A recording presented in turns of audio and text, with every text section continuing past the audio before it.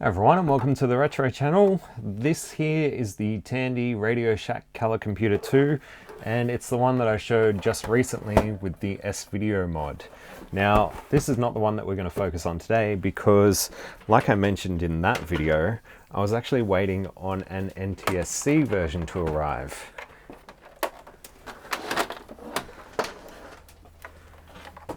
And this is it here. Now this one doesn't work. Apparently it boots to a garbled screen. That's fine with me because I don't mind repairing things.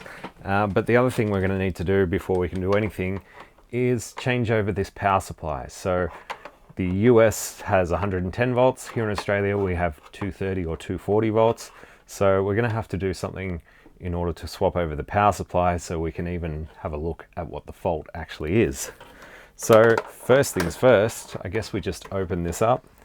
If we can get it running, then we'll look at installing either an S-Video or Composite mod, see how we go. The good thing about the NTSC machines is that color artifacting should work. So we can get those full color artifacts, which is something that you miss out on with the PAL CoCos. This particular one looks to have the RF modulator mounted horizontally.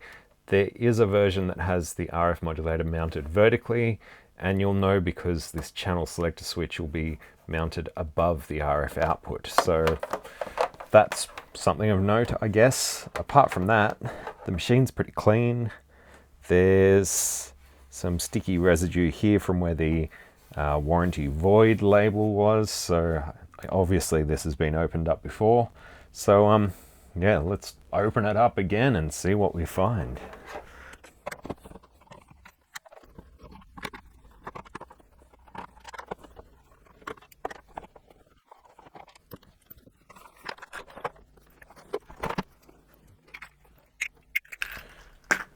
Okay, what horrors await?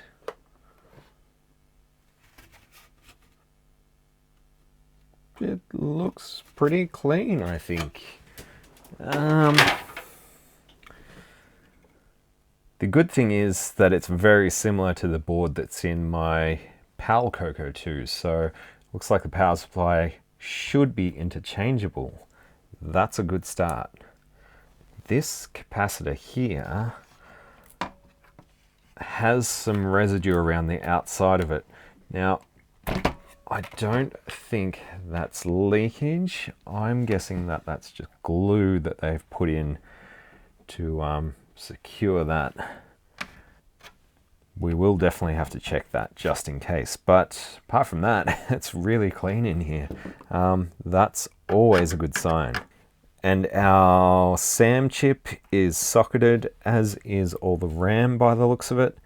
Everything else is soldered down to the board. That's okay though. I'm just gonna pull the board out just to have a look at the underside. And I guess that means I'll have to remove this RF shield. That shouldn't be too much of a challenge.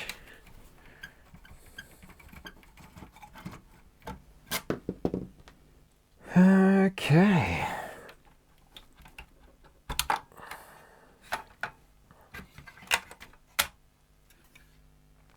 Yes, there's our RF shield.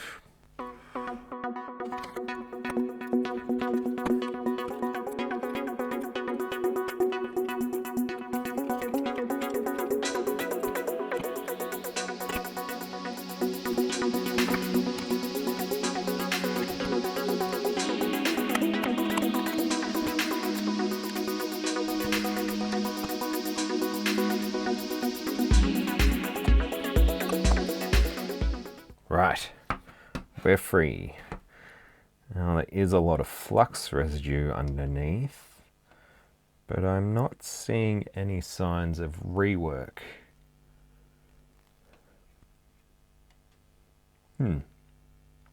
So that could use a little cleanup, but not a big deal. I'm wondering, perhaps this bodge wire is just a factory job. Dare I say that it is. And yeah, apart from that, the board looks in pretty good shape. Now it's probably also worth just pulling these socketed chips, but before we get into all that, let's just swap over the power supply and we'll try and power this on and just see what happens.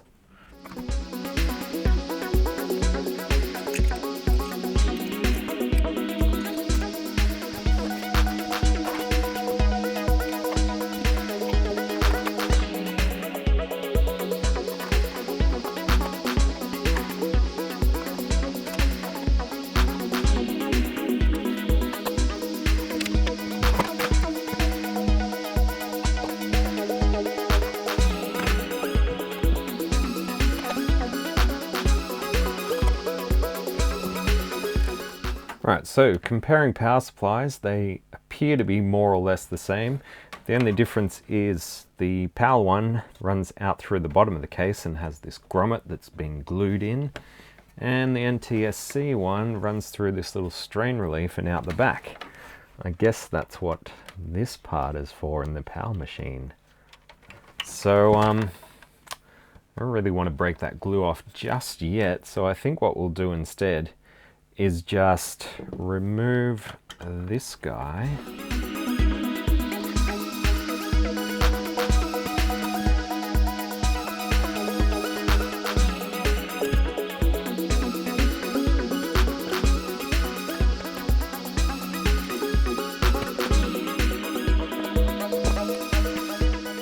We'll just sort of set this over here somewhere. So obviously I'm going to have the power machine following me around for a little bit, but that's okay. Just for the purposes of testing this out, I can live with that. Now, I know this power supply is fine, so we don't need to test that. We've got it hooked up to the NTSC version, and we should be able to just plug it all in. Just correct this board a little bit. Let's listen for the click for the cassette regulator. There is a definite click there. You probably can't hear it on the camera, but it does make a click and not just the click from the button. So let's hook up an RF output. Let's see what happens. Now, luckily, this little screen behind me actually has an analog tuner.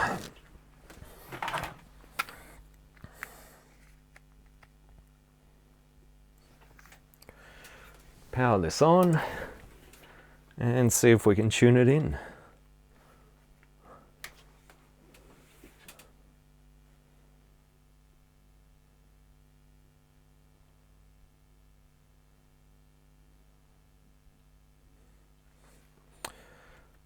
And we can stop that because there it is.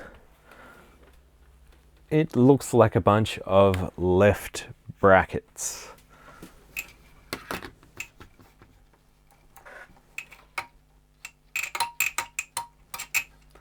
Yeah. Yep. Left brackets. Just try a reset. Nope. Same thing every time. Let's put the CoCo SDC in just to see if there's any change with a thing in the expansion port. Okay. Oh, did that just short to something then? Oh, it's just me. And now we're back to this. So it's not happy, whatever's going on.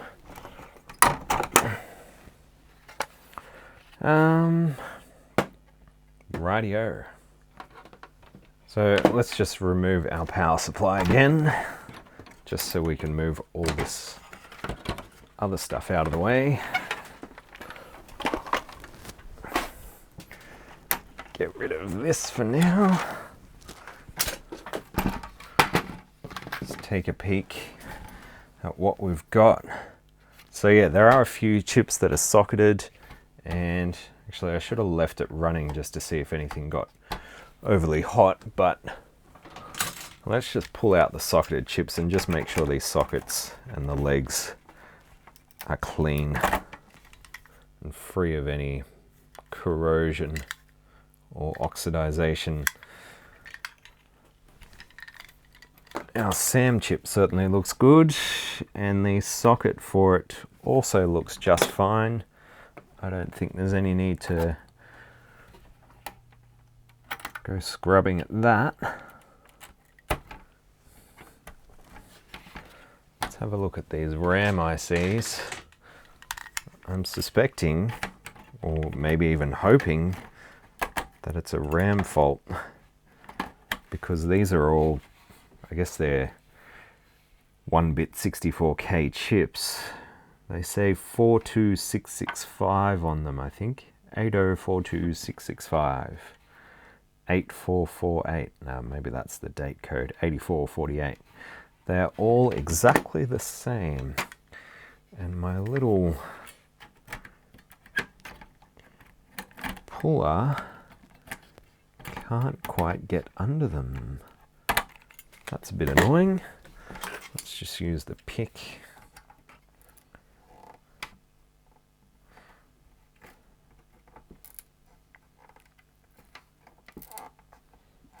From the top of the board, they all look pretty clean, just like the rest of the board, but sometimes it's just one little bad connection. It'll ruin your whole day.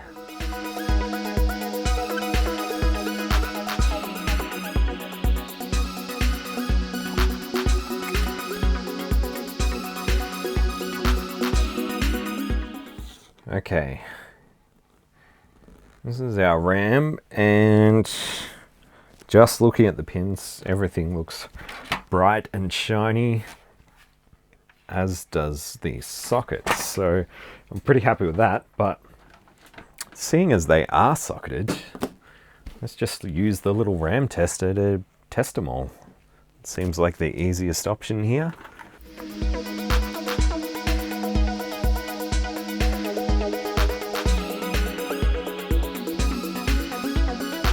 Go.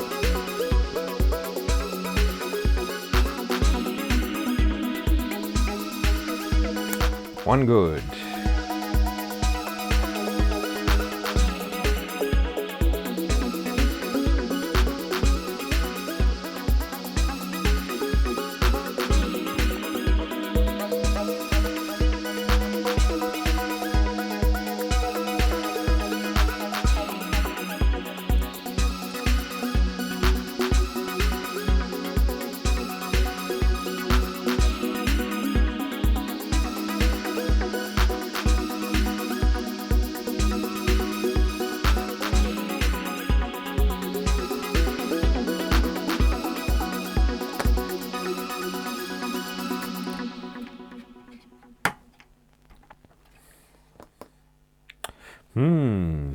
Is this the dud?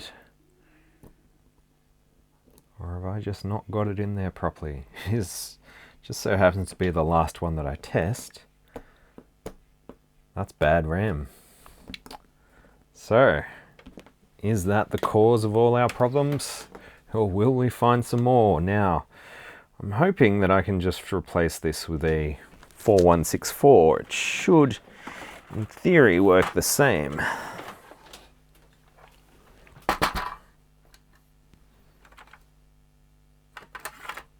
Yes. I've got some 4164s available.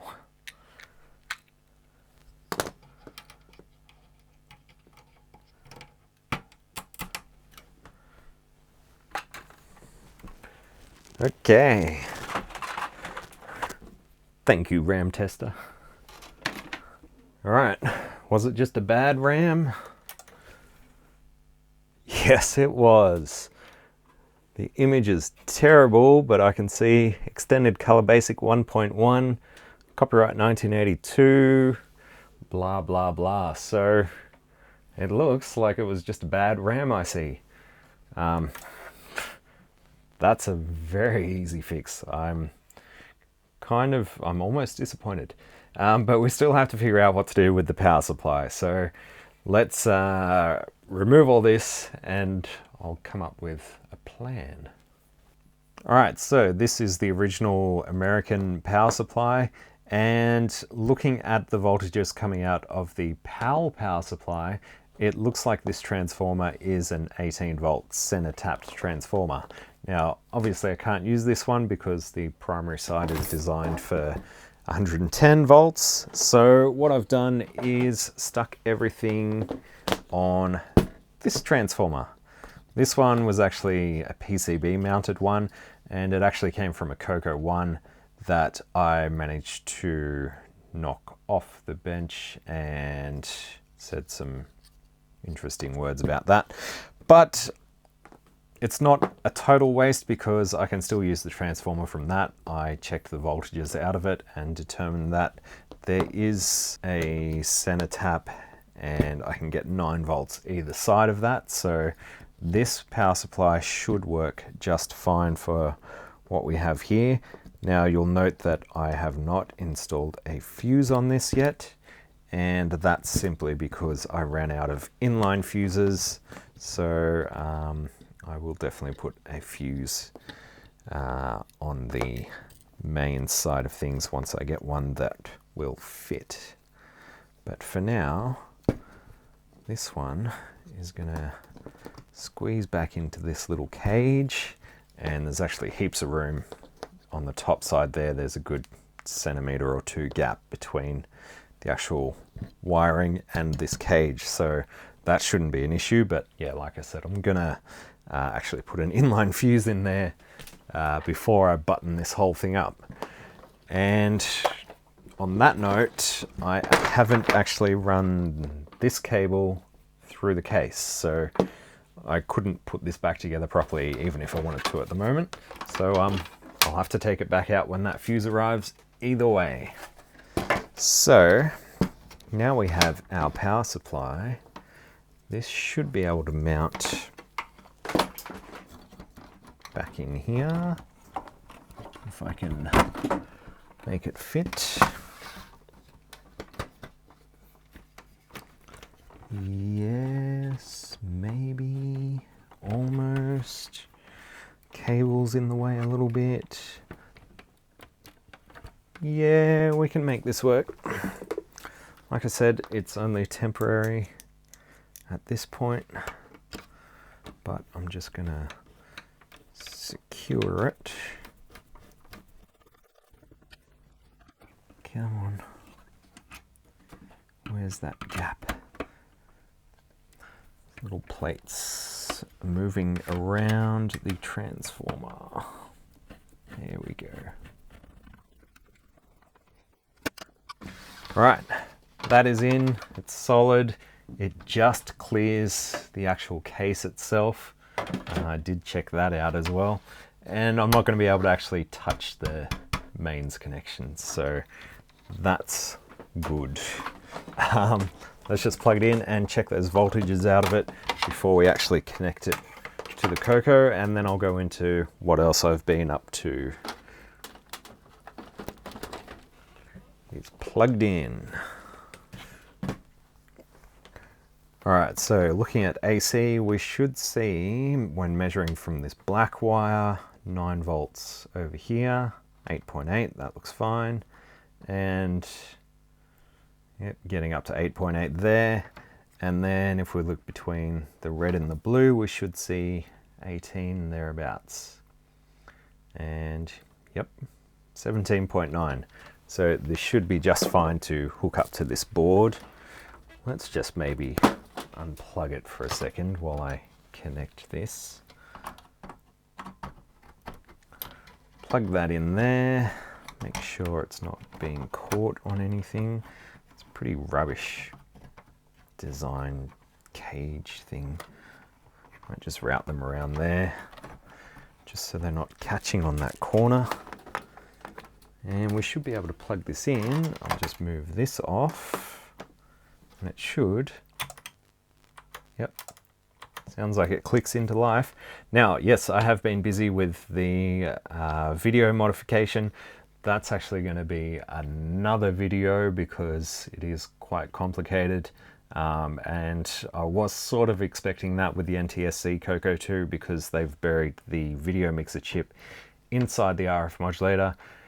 They're actually using it to mix or modulate the RF signal. So in the CoCo1s and the PAL CoCo2, it's actually just running as a composite video output, but in the NTSC CoCo2s, it's actually being used as an RF modulator as well. So it's a little bit more of a challenge to get the correct signals out and disable it from modulating an RF output.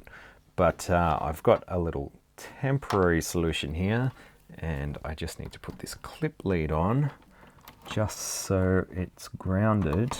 What I've actually done, because I've been pulling this in and out so often, is there's a little pin header socket here which I'm just plugging the RF modulator into, but it doesn't provide ground. That's provided through the outer case, so it's just a clip lead just to provide our ground. We should get a video output. Terrible video output. What's going on there? It's just bad connection. You cool? So yes, we've got a video output. It still doesn't look great at this stage, but I've still got quite a bit of work to do with the video modification. Why are you clicking at me?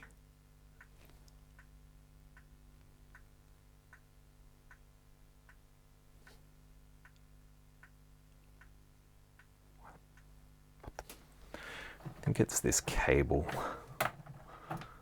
I'm just going to swap to that. That's better. Yep. Dodgy video cable. Yeah, it doesn't look great, but it's still a massive improvement over the RF modulated signal, so that's good. Now, what I really want to check out is these color artifacts that I've been going on about for the last however many forevers. And we get OM error in 10. I think that means out of memory error. But I'm pretty sure this has 64K of RAM. Now the Explorer for the CoCo SDC needs 32K, but yeah, with 64K that shouldn't come up. If we so the memory, it says there's 5,639 bytes available. I'm pretty sure the SDC uses some of that. Let's just check that again.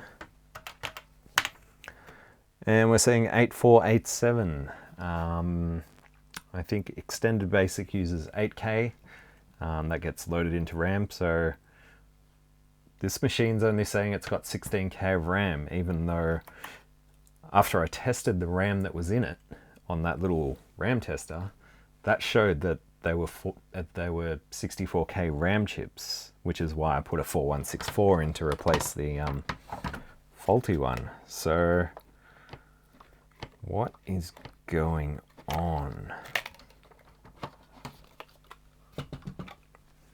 So I looked up the part numbers on these chips and I found literally one reference online to them, and it's in like an old Tandy service manual, and it pretty much says they were only used in the CoCo2 and that they're 64 kilobit RAM chips. So there's definitely 64K here. Is there a jumper to select such a thing?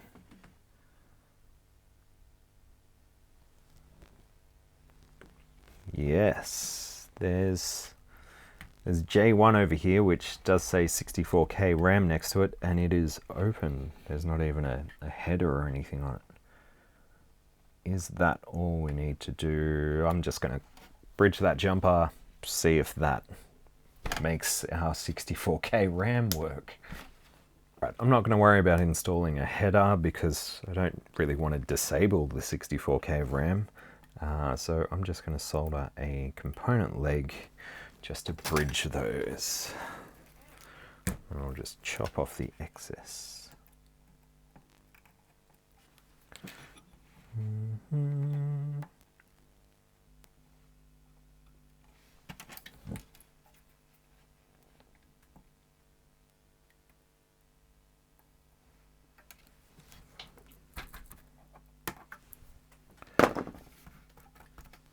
Okay, keyboard.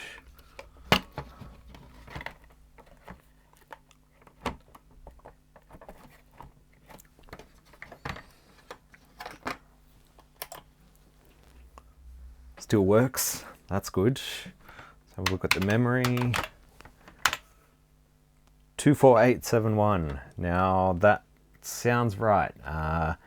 8K has been taken up by Extended Basic, and I think that quick $MEM command only shows a maximum of 32K, but there should be a way to test with the CoCo SDC. Yes, that works. That's what we wanted to see. And there's a nifty little program called CoCo Checker by Jeff Francis.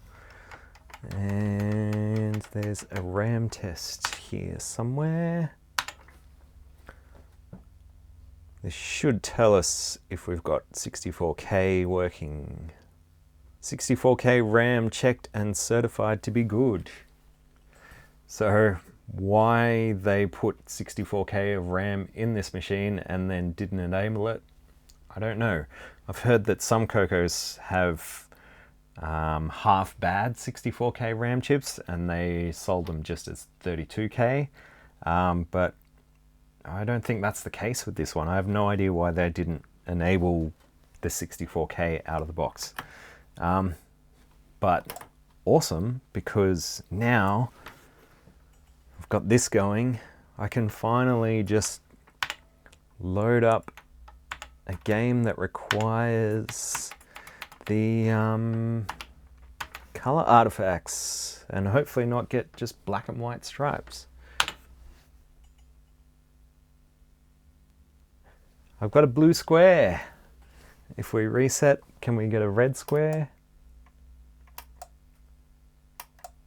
That's what all the kids used to do, isn't it? Okay, I'm just getting a blue square. I don't fully remember how the artifact works or whether I'm supposed to see blue or red or orange or whatever it is here. But there's color. And there's in-game color.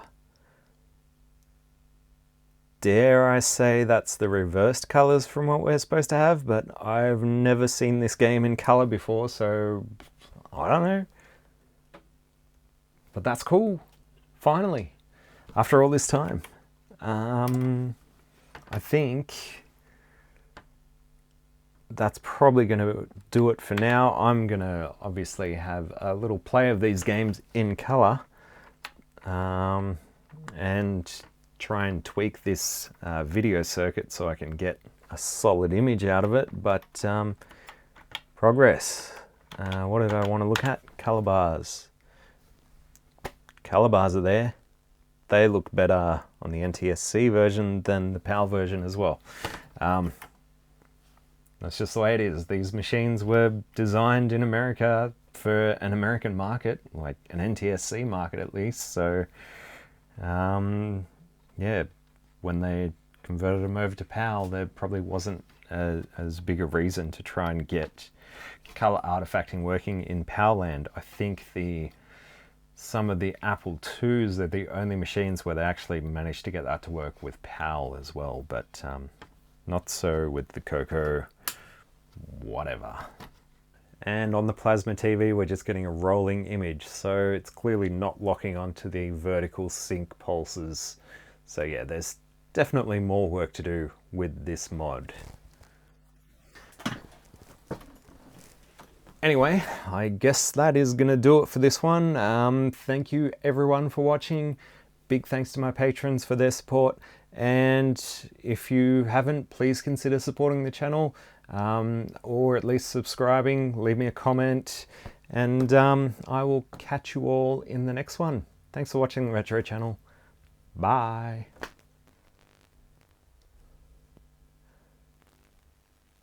It's still rolling. Rolling, rolling, rolling.